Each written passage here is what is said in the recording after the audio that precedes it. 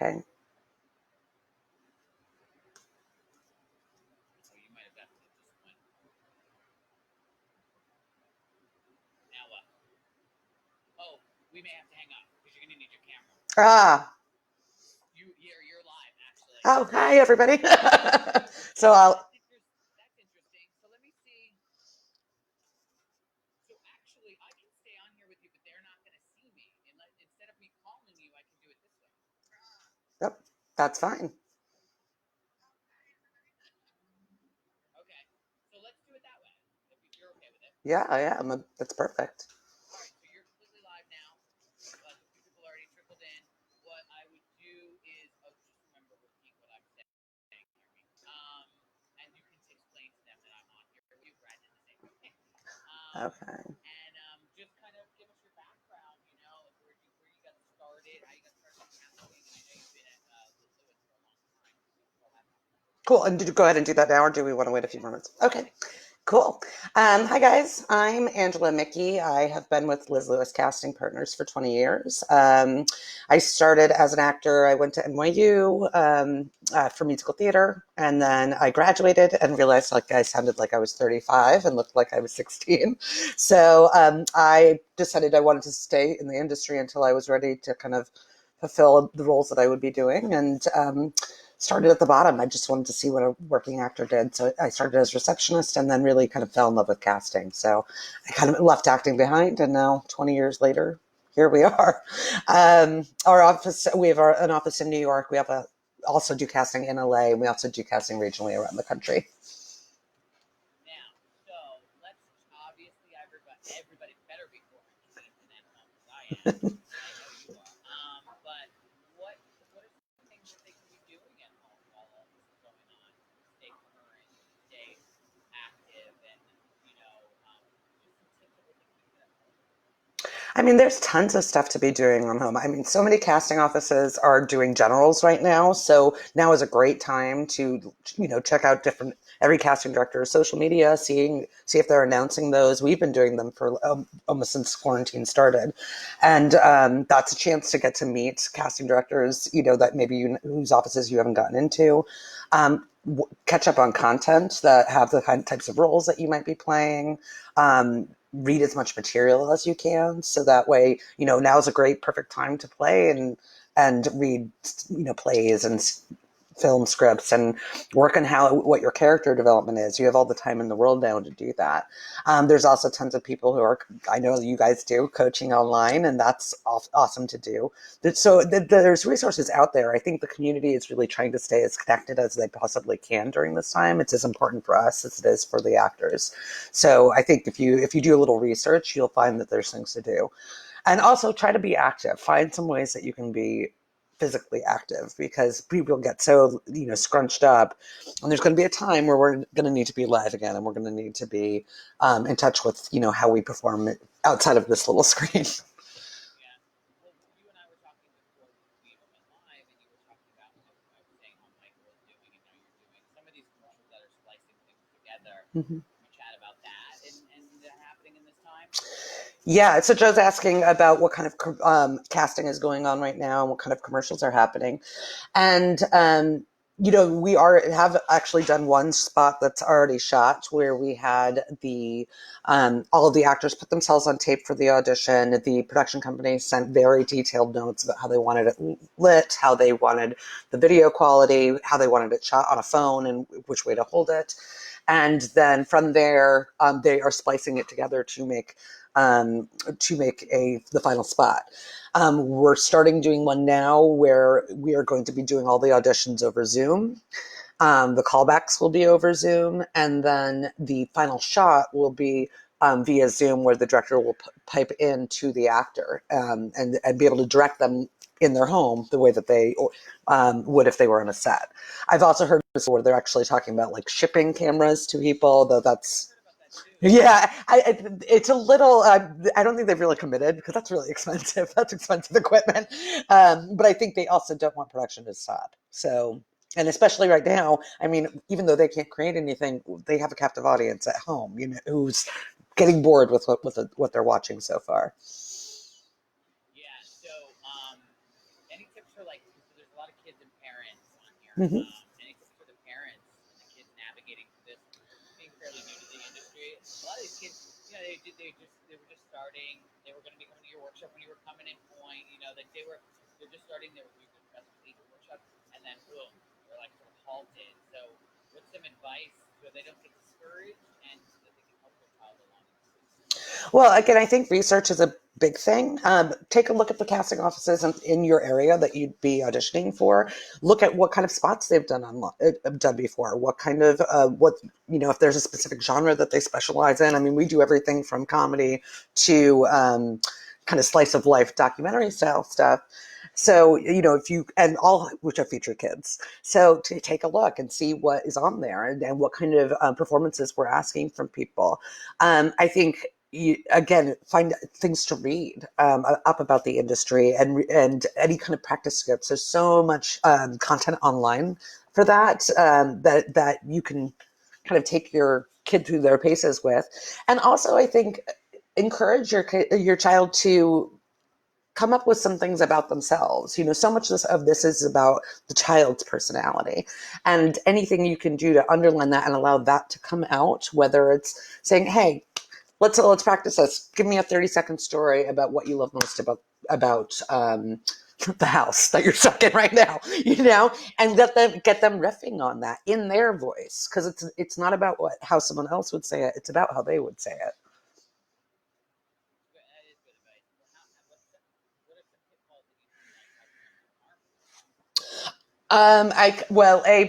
are? Being a little too aggressive, that can be one thing that happens. I think, parents want their child to succeed. They want their child to do well, but it can come across as overbearing, which can be difficult, and overbearing in the sense that they might like over prepare their child.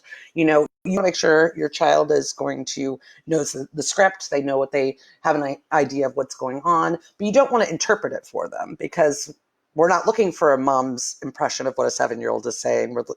We're looking for the 7-year-old's impression of that. So you want to make sure that they're not just copying you, but they're actually putting their own spin on things. That's like the biggest thing. I think otherwise it's really logistics. Like in New York, we have, I know California is the same way. We have pretty strict work permitting laws. You can get an emergency permit immediately, but once that's happened, it is on you to renew it, and it can only be renewed by mail. There is no way to push that through otherwise. And we'll have people who come in and audition and that come to callbacks. The client loves them, and then, their permit has expired. And with commercials, especially, the turnaround is so quick. It's like within 3 days. There's no way. We've all wasted our time by doing that. So really, you have to stay on top of that stuff. What's something, especially now, you are probably watching a lot of self tapes, but it became, I would say that wasn't just a COVID-19 thing. Like, I have to go on, I started seeing, like on pre-research, and let's put out self tapes right now. I Mm-hmm. put a big one on right now, whatever. This started to become, in the last few years, more and more self taping. What's some tips for self taping at home? Not, they don't have to spend a lot of money, but what's the self taping? Yeah, I mean, making sure you're well lit. And one thing I think is making sure you're lit from the front. Like right now, this lamp, I'm just doing it because I'm in a dark room, but that lamp is not doing anything for me here. But, lit from the front. I tend to prefer having some sort of neutral background when someone's doing the self tape. Um, I want the person who's auditioning, their acting to be the focus, not like, oh, what books are on her bookshelf back there, and that it's relatively quiet. I think that's the important thing. Also, making sure, like, unlike how my camera is, see, this is a terrible situation for self taping. Make sure that the camera is a little higher than you, so that way it's coming down on you, not hugely, but just even a little bit. If I was like here, it's much more it's much more flattering. So that can be helpful. And I think, and I think also pay attention to any instructions that have been provided, because a lot of times as casting, as you know, we'll put detailed instructions on kind of what we want to in the audition, if we're wanting multiple takes, what kind of variations we want in those takes, and then we'll get them, and I'm like, I don't think they read any of my instructions. There was only one take, there was no variation. So I think pay attention to that, because we're giving you those instructions because we want you to do well, and we're trying to give you the best piece of advice to help you land the job. Um, what's the best way to go about, like when you give a redirection in the room? Um, because like you said about being robotic, Mm-hmm. what's the best way to let go of that, kind of everything that you came in prepared with, and listen to the cast director or the director and say, and just kind of give over to that? Mm-hmm. The best way I think to give over in the room if you get redirection, I think is recognize. I always say think of it as a play date. You know what I mean? It's like we're here playing, and then you do your take, and then I'm like, okay, awesome. What else can we do with that? And I think part of it is trusting the casting director. Again, that the casting director and the director are on your side. They want you to do well, and they want you to they're just looking to like see how much variation they have. And also I think some people can kind of think of direction as being a correction, which I don't think it is. I think it's if I'm redirecting you, it doesn't mean your first take was bad necessarily. It's like, okay, I saw something in there, what can I do to play with that? And I think if you kind of change that framing in you or your child's head, where if you get direction, that's a compliment, right? Because I want to continue working with you and seeing what you want to do, what else you can do. If I didn't see anything was there, I just say, okay, thank you, and that's it. So I think it's a reframing, and it occurs in adults too, that they still kind of think, oh, I must have been terrible on my first take. That's why she's giving me direction. No, if I thought you were terrible, I wouldn't. You know what I mean? So, um, when you say like it's important to do the robotic thing, Mm-hmm. is it important to come in and to work with a coach prior? And what are some pitfalls that you've seen with when they work with a coach, such as being overly coached? I think working with a coach can be helpful, especially in figuring out kind of the overall um, theme of the scene, and the character, and kind of what the arc of the scene is, whether this is a film sides or it's commercial. I think the danger of becoming overcoached is getting into that frame of mind where like know what you're going to do on every line and every moment, and there's no spontaneity. To me, it's listen. I'm less. My glasses are great. I'm less. It could. I'm less interested in like, ooh, I'm always going to make this expression on this line. That ends up feeling really false and not grounded. So, but if I think, oh, I'm really happy and let's see where it is, if that's my motivation at that point, or that's what's happening in the scene, and trust yourself, let it go, let it go where you think it's supposed to go. Then it seems to be a lot more natural, and you might find some surprises in there even for yourself. They're really interesting. Yeah, especially for commercials. What are good types of training or classes to do? Like I know you mentioned improv things. Yeah, improv is super, super important. I think it's important for anything, and it helps kind of break out that roboticness we've been talking about. It can make it so that you're kind of going into everything where you're kind of thinking on your feet and letting things occur as they're going to happen. I also think some commercial training is absolutely important as well. I think the performer needs to get used to seeing a script quite cold, because we're generally not providing it ahead of time. They're getting it right when they sign in. So you want to have get used to looking at scripts with not a lot of time. Get used to making choices about what you're going to do with those scripts. Um, without having a lot of time. Get used to working with cue cards in the room. That's a whole separate skill that just is more of something that with practice it becomes good for you, useful for you. So I do think having some commercial training can really be helpful. At least gives you a starting point, and then you can work on it on your own afterwards. Angela, don't. I'm sorry if it looks rude, but I'm actually looking at the questions on my phone. So people are typing in questions. I'm looking. But Ileana said, when you post your breakdown, you make them available for actors' self submissions or just agents. What are the downsides to making them available to actors? Sure. So Ileana just asked when we post breakdowns, do we post them just to the agents or to also actors, and if there is a downside to that.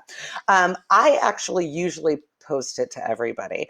If I don't, the only exception would be that if I, was doing an extraordinarily short session and I just didn't have the time to kind of weed through it, then I might not. But we work on a lot of film and TV. We also work on we also recognize that not everybody has an agent, so I will oftentimes put things, and because of that, even commercially, I'll put things out and see who has submitted it by themselves. We did an animation project where it was tons of kids characters, and we put it out. We kind of did a slow rollout. We did it to agents first, and then we did one to release to everybody, just to see if there were some people who you don't know, they might peek through. Sometimes for film and TV stuff, I know actors who have commercial representation, but they don't have film and TV representation, but they still might be good for it. So I'll definitely put it out that way. Does it make my inbox really huge and full? Absolutely. But, that's my job to go through it. So, it works. I love that you said that because, you know, I've been in the business about 22 years now, and that's what it was. It was like we would go out to comedy clubs, we would go out to, I mean, we had to kind of put in the work, but canvassing the town is pretty, exhausting. Yeah. What do you think it looks like for auditions in the future after this? Like more one-on-one, not calling in 5, 10 hours at a time. I know that it's kind of hard to say. It's very we're up in the air right now. But what kind of concessions would you guys make for that? What would you think after this whole? So Joe's asking, what do I foresee for in the industry and in the process post COVID-19, or as we're coming out of it or adjusting? I have mixed feelings about it. On the one hand, I have this instinct that people are going to want to be around each other eventually again, and this was such a people business. And I know for myself, it's just not the same. I mean, I'm meeting actors, but it's not the same as being in the same room with them. And I'm also someone who, I'm Italian. I think everyone should talk with their hands. So I'm like, I want a full performance. I'm getting this, and I'm like, wait a minute, but it's the rest of that attached. What's happening? So I think there's going to be a part where people are going to want to. I also think that this might have opened a gateway for more of this. I mean, the one thing I know that at least commercially, a lot of times we want to see how people interact, and especially with kids casting, because we need to see, are they going to respond well to this stranger who's playing their mom and father, and that's not going to happen over Zoom.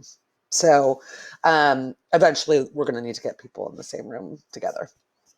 It may end up being like, first round is this, which is actually what they do in like the Southeast, because the entire, everywhere from Atlanta to Tennessee to North Carolina is a market. So for their first round of auditions, everybody self tapes. And then for callbacks, everybody travels. And that might be what happens more and more. What stands out to you? Explain to them how when when you're on your side, you're seeing all these thumbnail photos. What stands out to you in a photo? So Joe's asking what stands out of me in a photo when I'm looking at like breakdown, correct? That's what you're thinking of, yeah. So I'm because I'm crazy and because I put it out to a bunch of different actors. I usually I have my settings set to 100 pictures at a time. So I think the biggest thing is having a picture that looks like your child, that shows, or you if you're the performer, that shows um, the some personality in them. That's what I want. I think it needs to be reflective of the age they portray. I get super nervous. I mean, kids are the one things where I will definitely click in to see all the photos on their profile, because I want to see exactly, does this child look the same in all these pictures or not. I definitely want to see a real, if they have it. If they don't, that's fine. But even especially commercially, they could have something where it's just like what I call a personality slate, where it's, hi, I'm Angela, I'm 10 years old, my favorite sport is whatever, so we just hear them talking and get a sense of their personality. That can be a great way to start if you don't have a reel. Well, I suggest like doing self tape, doing a commercial, putting it down so that they can see something on camera. So that'll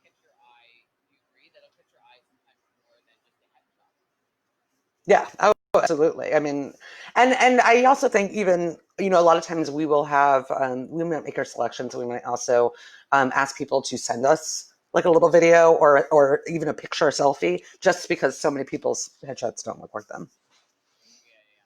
How often do you suggest the kids get headshots? Um, I mean, for me, I want it. Yeah, I'm not paying for it. I'm not the representative, but I would love for kids to get headshots. Whenever every time they look different. Obviously, that's not possible, especially the younger ones because they change so quickly. But I do think again, put a selfie up there. If you haven't been able to, just say we're working on getting our new headshots. You can put that in the notes on breakdown and say, hey, we're working on getting new headshots, but we've uploaded a current selfie. Great, that's a note for me, and it makes me stop what I'm doing so that I can and take a look at what you posted. Yeah. Can your real Morgan ask? Can your real be self tapes put together?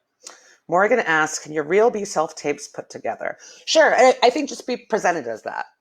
Don't say this is my reel of my professional work that I put together, that I have edited together. Say, here's some self tapes that I've done, so you can get an idea of my work. I think as long as you present it honestly, that's fine. If I go into it thinking I'm going to see all the worksheets done professionally, and then all of a sudden it's a self tape, it's a little disjointing to me, just because I'm expecting one thing and I'm seeing another. So just be straightforward.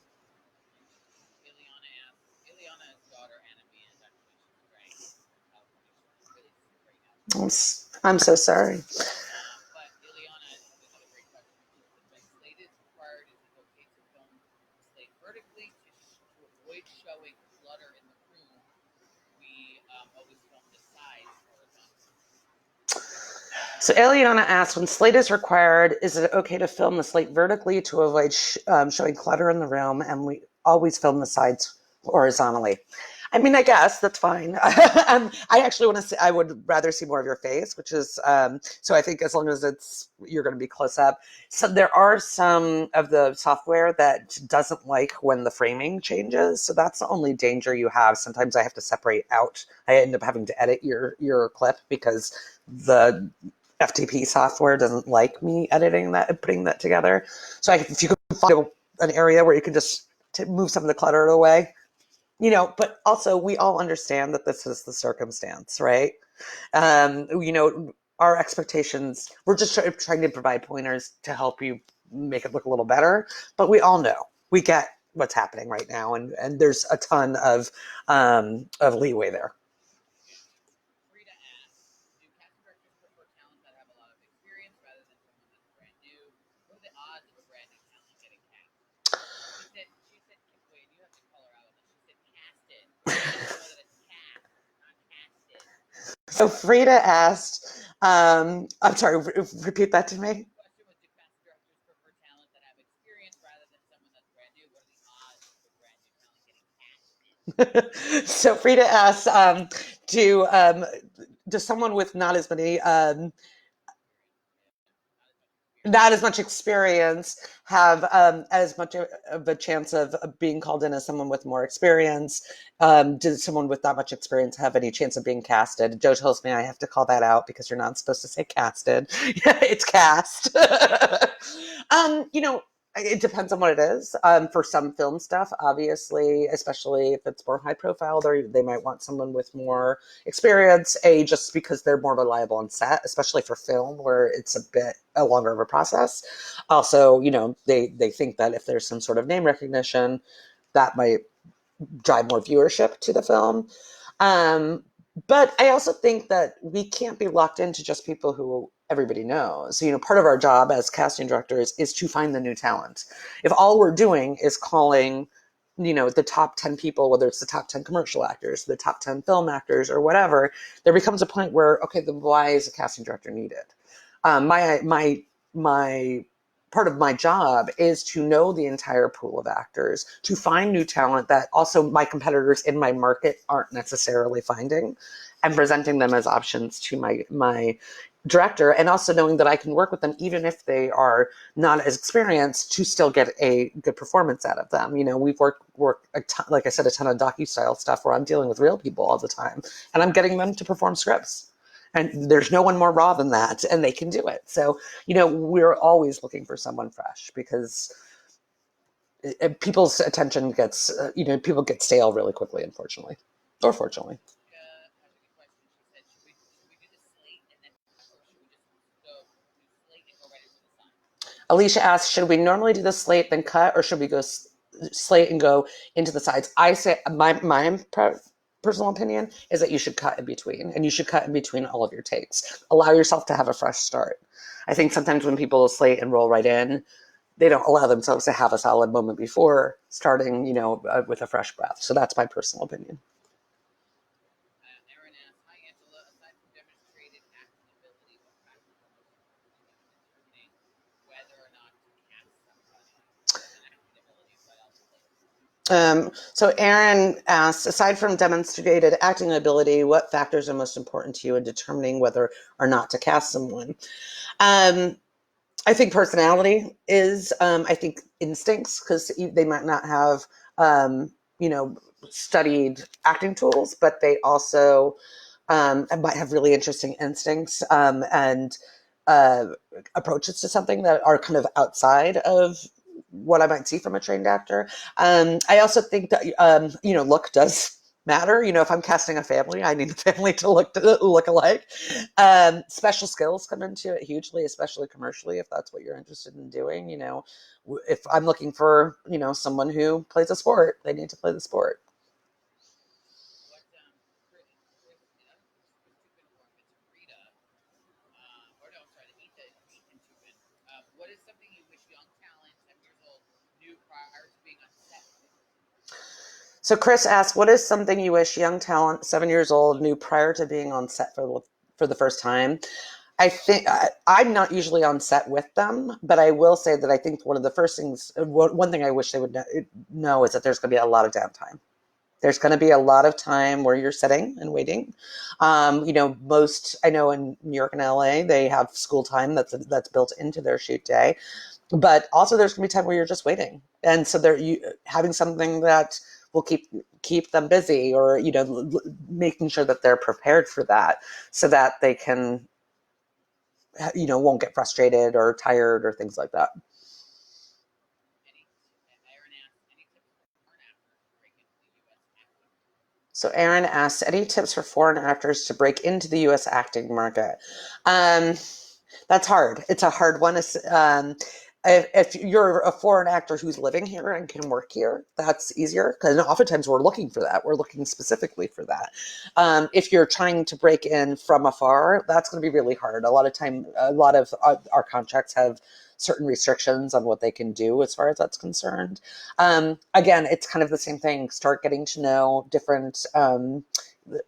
Looking at the different casting directors. I've met with actors from Australia or something like that when they've been in the States, where they're kind of doing rounds and kind of getting used to it. It's before they make a big move. That might be a beneficial thing. This community is quite small and intimate. Even among the different coasts, we all know each other, and it's all about us trusting actors. So it's us meeting people and knowing that we can trust that they're going to be there. So it's all about building those relationships. And I mean that in the same way I have those same relationships of trust with child actors as I do adults. And I mean, I just had a general the other day where I met with someone who, she's now 23. I've known her since she's 5. And it's like, okay, we've grown together in this business. Really great though. This isn't a question on here. I actually wrote this just on there. How important is social media? I think people get the misconception that when you're looking at it from all in, more so like, who has more followers when you're hiring or whatever. But how important is social media and playing a part in these young actors? So Joe's asking, how important is social media in playing a part in these young actors? I think that it is. It can be important. They often are looking at kind of, if you do have an Instagram or if you do have a Twitter, how many followers do they have? Uh, what kind of content is up there? I haven't, especially with kids, I haven't seen where it's been the make or break. It's not like, oh, they need to have 10,000 followers. No, they're a child. I hope they don't have 10,000 followers. Protect them. Get them apologizing. But I do see, especially when they get into the late teens, starting into 20s, that's really where it's most important. Even after, once you hit 30, they're not thinking that anyone's following us either. So, but I think the main thing I always say about social media is just be careful. Be careful about how you or your child is being portrayed. Be careful. Is this something, think of it as an adult. If you were going in for an interview in any other industry, would what's on you want your potential boss seeing what's on your social media, if it's being if it's public, and making that same thing, because I know that there have been people who have just kind of willy-nilly post stuff, and it's like you never know who's seeing that, and they will go through it. And I think the other thing to be careful about with social media is don't post everything you've booked right away. Make sure to ask the producer for permission to post that, because sometimes things are still under confidentiality, and there's oftentimes, like, we've had people where they posted pictures from the shoot literally the same day of the shoot, and then I get a call from the producer being like, they need to take those down, like, we haven't even announced this product yet. Take it down. So I think just always safer to just ask, when would it be okay for me to post this, if it ever will be. What's the worst? Rita asked again. What's the worst that someone can do or not do during the audition to make the casting director never want to call them in again? That's such a negative question. Someone asked, what's the worst someone can do or not do during the audition that can make the casting director not be interested or turned off? To me, it's behavior. That's the number one thing. Make sure to be polite to the people who you're encountering, both fellow actors and parents and staff. Obviously, be polite to the casting director, be polite to the clients, the director, or the agency people if they're in the room. That is going to be that's the thing that I will never forgive. If someone is rude to someone in the waiting room, especially another actor, you're all trying to do the same thing and get a job.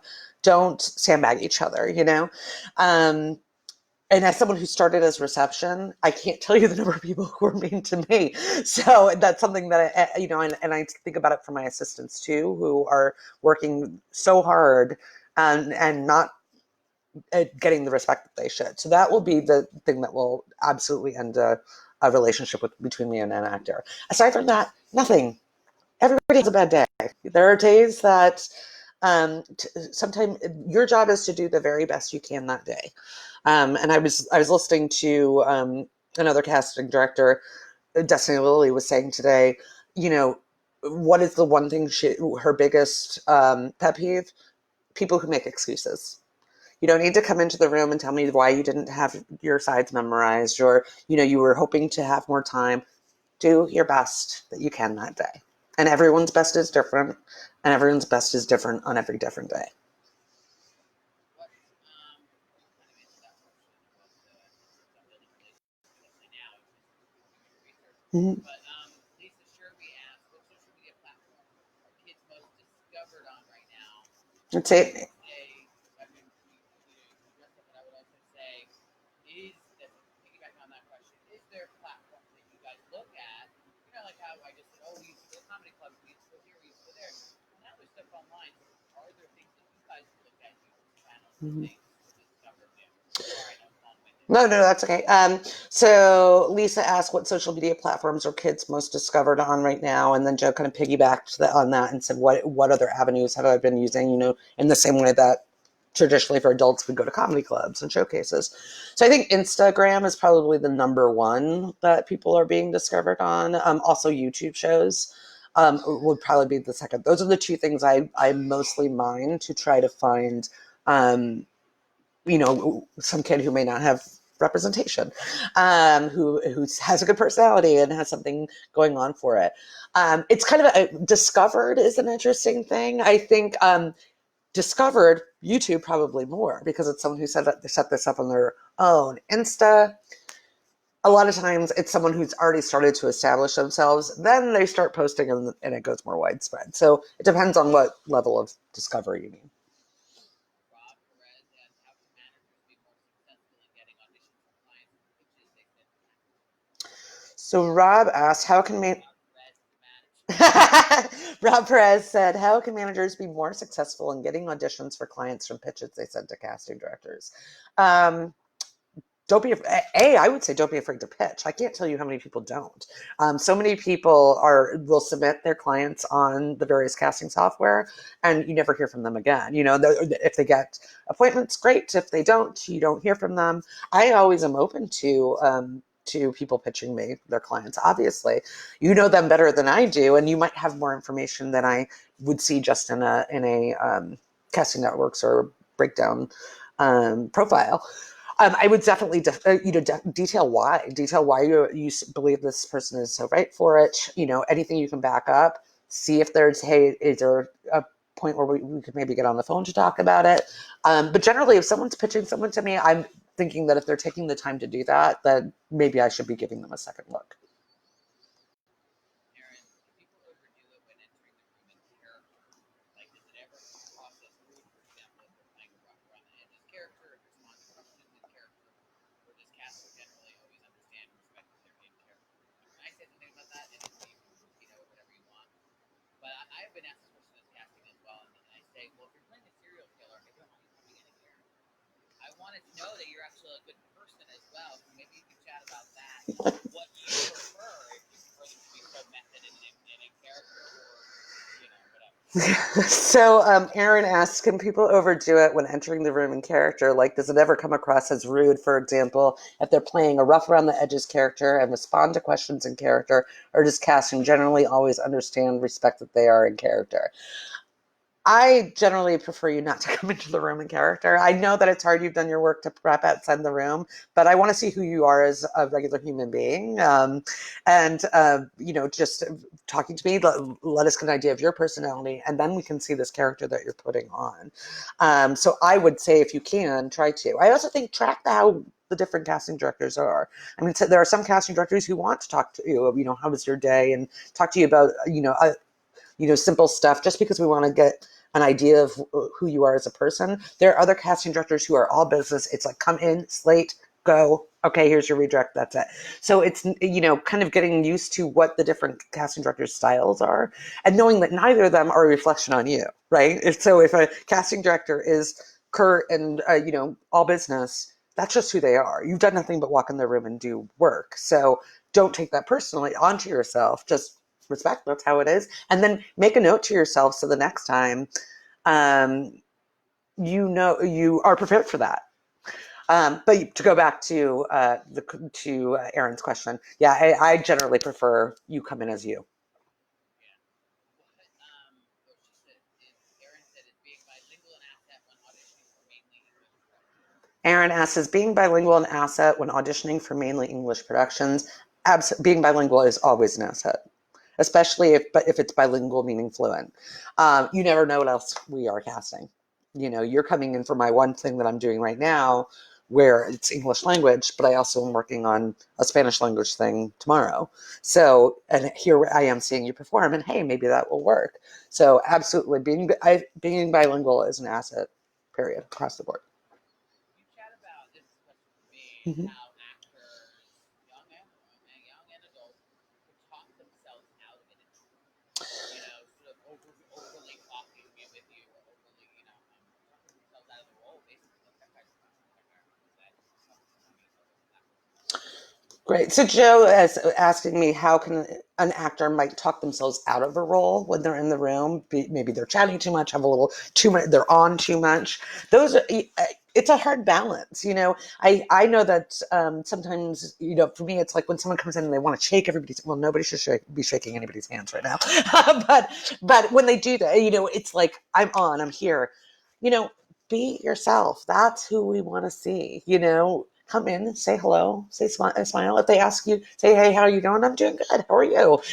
Be yourself, because that is who they're going to be on set for, from 6 to 8 hours, depending on how old you are.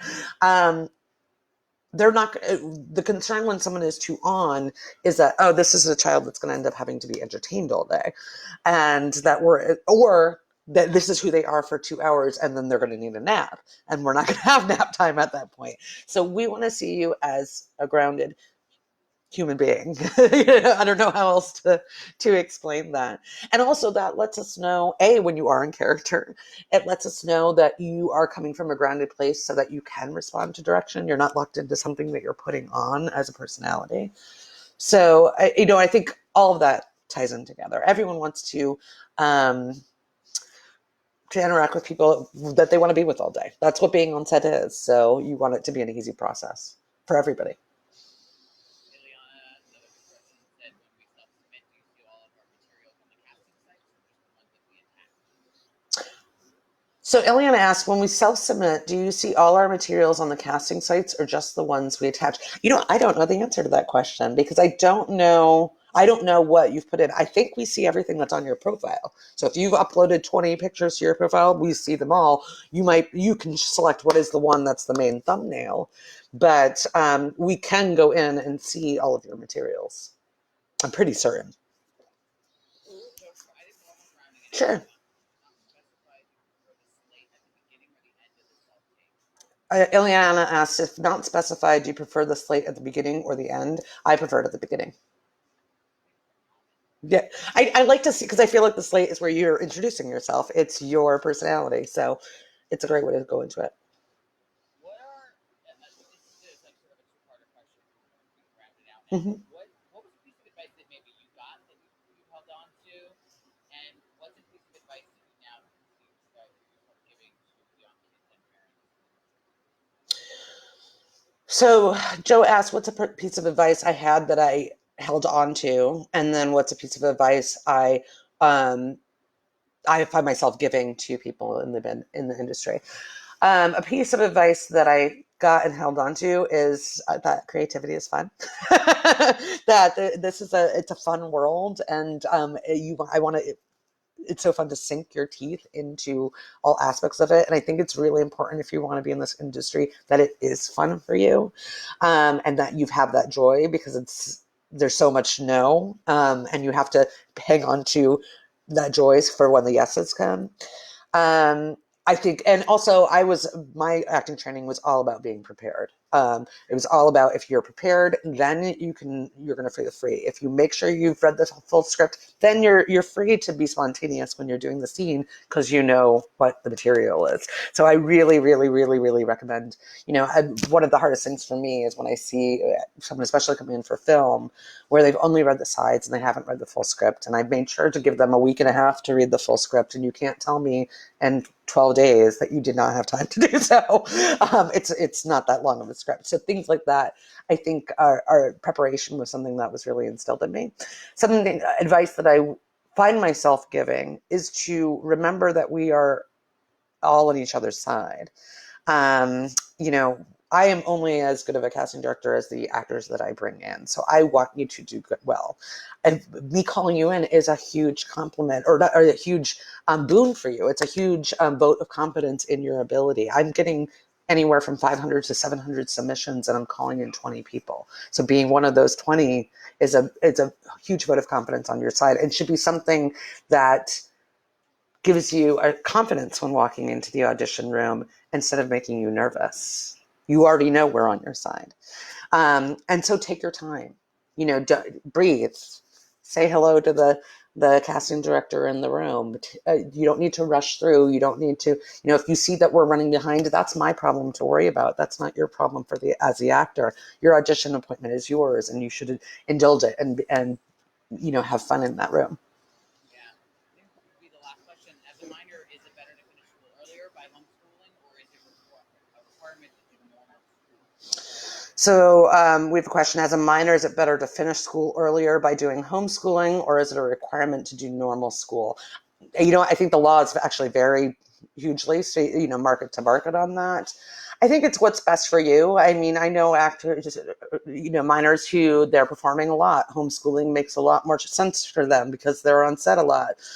I know others who I think, the socialization aspect of being in uh, regular schooling is part of what helps them um, be as creative as they are and exposed to things. So I think it's going to really be specific to each child and what works best for them. Last question, guys. I did a commercial for my pizza, which is Rita. Before I